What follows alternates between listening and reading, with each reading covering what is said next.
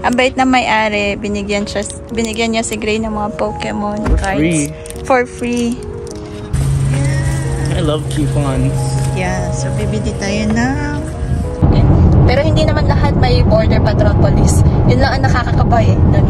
Siguro mga 5 minutes na kami paikot-ikot. Para makakamura kayo. At marami kayong mapupuntahan.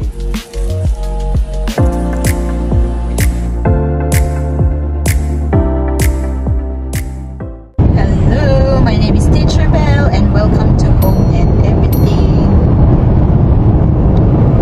Okay, happy Thanksgiving everyone. So, Thursday po ngayon, walang pasok dito sa Amerika dahil Thanksgiving Day.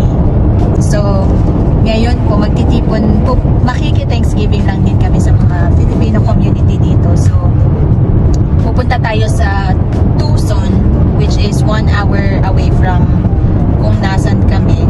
Hi, Gray. Show your hair. It's not that long. I know. Oy, very long na yan, no? It's not.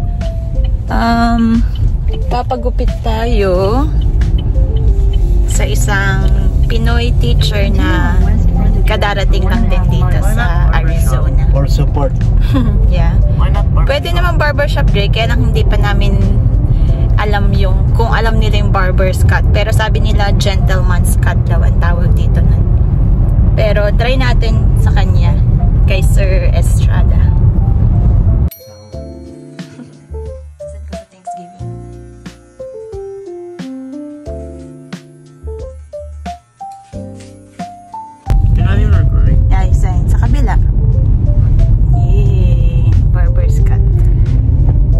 Pinakamura eh. Ano to? Labs. Pinakamura. Ganda yun. Magkano ano? Ang liit. $3. Oh, ano mahal? Ha? Yung gas natin, magkano? Ayan o. 2.9. Saan mo nakita? Ayan o. Saan? Ayan. Doon din, 2.95. Pero may charge pagka parang service. Oh, eto. Ayan, 2.95. Ayan. So, 2.95 dito. Di mas mura dito. Oo, mas mura dito. 2.99 doon eh. 99 doon? Oo, tapos may charge pa doon. Yeah. So magkano ang magagastos natin? Kunyari 1 hour drive. 1 hour drive? Bukas, mamaya. Papunta pabalik. Estimate lang. Mga $10? 20? 20 may $20.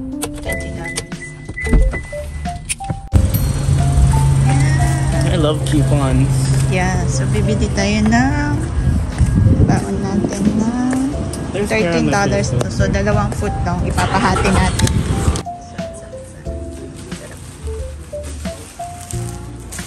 $14 na lang. Sarap na Subway. Ayan.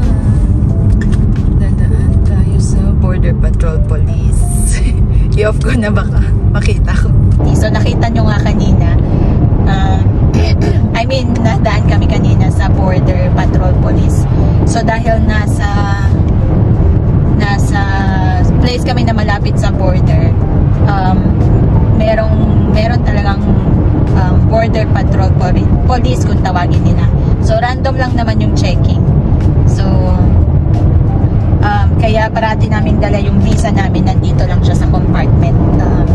Para anytime pumunta kami dito, hindi na namin makakalimutan na dalhin.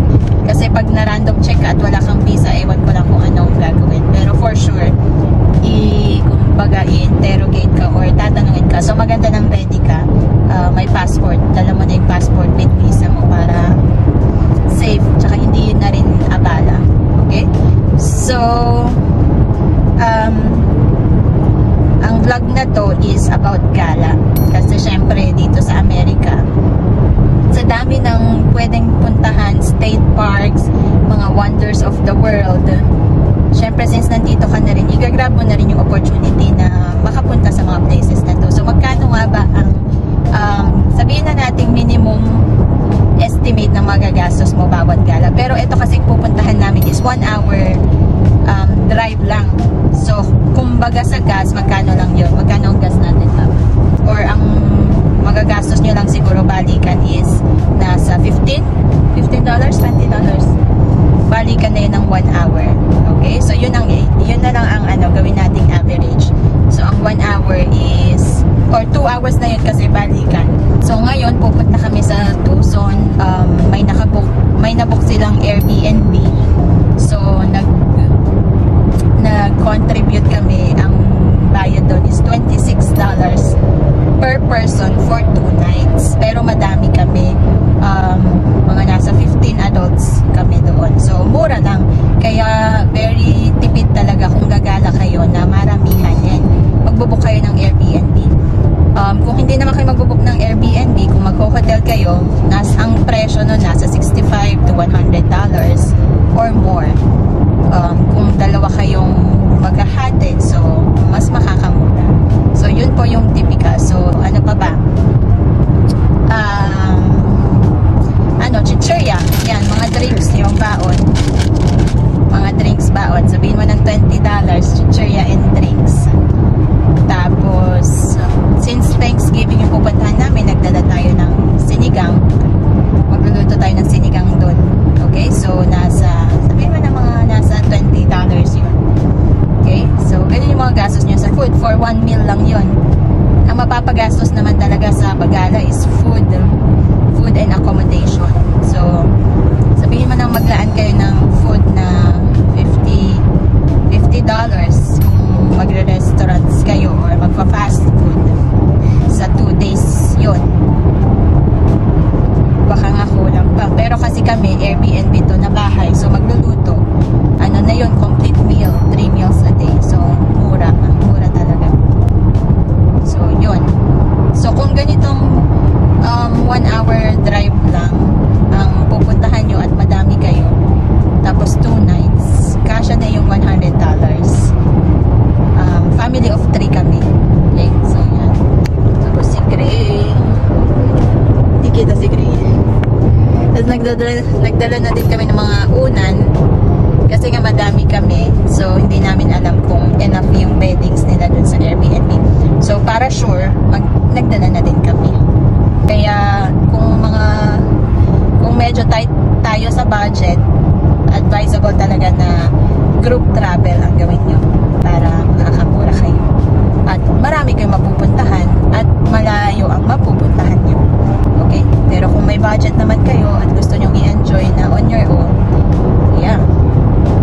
But yun po, ganun po yung mga estimate na gala dito sa Amerika. Okay?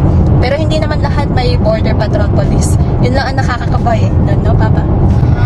Kahit ilang beses na kaming nakadaan doon. Pero sa tuwing dadaan kami, nakakakaba pa rin. Ewan ko, kinakabahan ako. Okay. Okay. Day 2, we're going to the outlet store. So, Black Friday. Friday ngayon, dun po nagsisale lahat ng establishments. As in, lahat po. So, ito yung araw na, kumbaga, shopping day ng mga Amerikano. Okay? So, mamaya tingnan natin kung magkano ang mga sale nila. Okay? So, ay, tulog. Okay? Mabibili mo ba?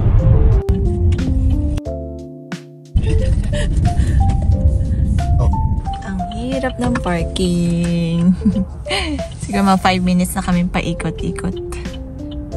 Yun ang mahirap kapag Black Friday ang parking nila. Tanda mo ma A07. Oo. Ito, nag-abang lang kami ng aalis. Ayun nun. Saan siya? Ayun pa ganun siya. Yep. Okay. Nakaparking tayo. Okay. Yay! A07. Paano ba nalaman? Ayun, sa taas. Okay. So, nasa A07 tayo. Kasi sobrang laki ng parking dito.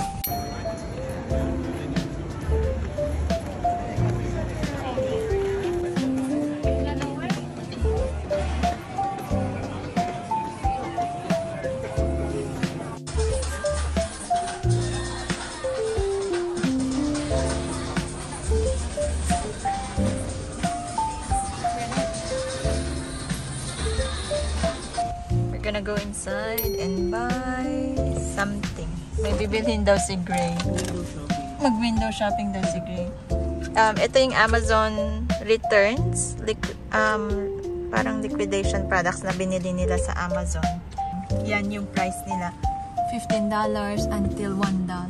Depende sa ano. So, dadaan muna tayo. So, yun. That's a wrap sa ating Thanksgiving break.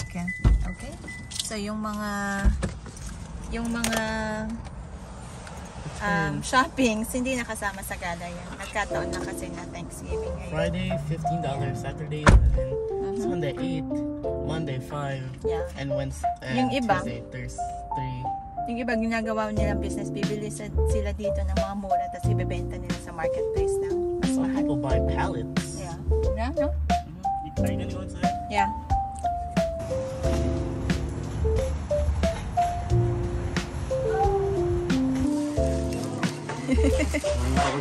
Ha?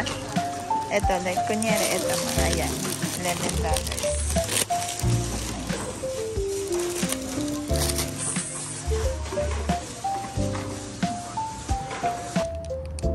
Yeah.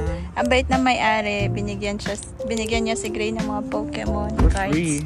For free. Thank you for watching. God bless and keep on dreaming, dreamers. Again, isa po pala akong Pinay teacher dito sa Amerika. Follow and subscribe po kayo sa aking vlog. Okay, bye po. Bye. Keep on dreaming.